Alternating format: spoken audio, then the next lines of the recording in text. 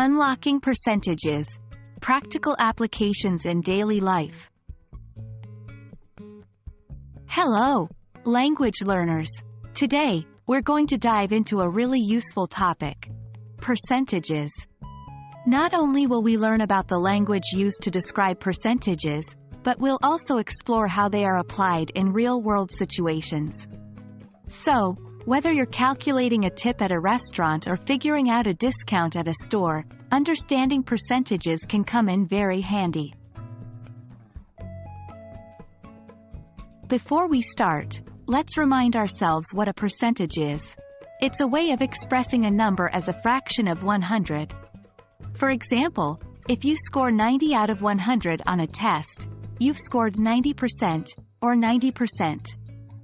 When we talk about percentages in English, we usually say percent after the number. One of the most common uses of percentages is in shopping, especially when it comes to sales and discounts.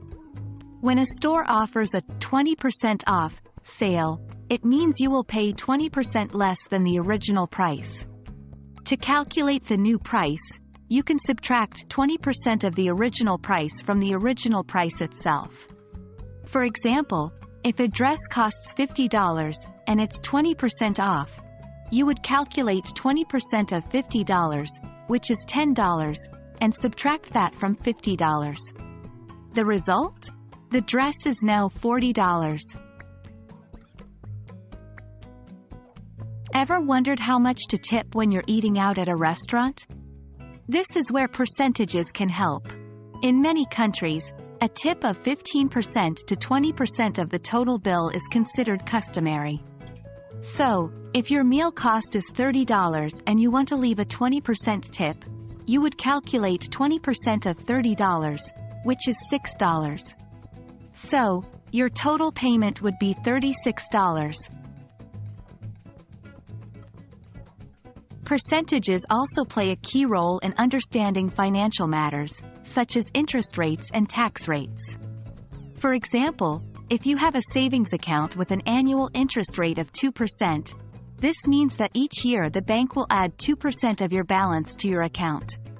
For example, if you have $1,000 in your account, a 2% interest rate would add $20 to your balance over the course of a year. There you have it. We've covered just a few ways percentages are used in daily life.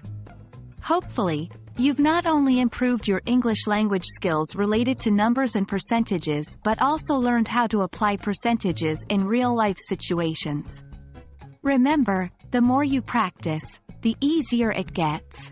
We look forward to seeing you in the next video, where we'll continue to explore more practical applications of English language learning.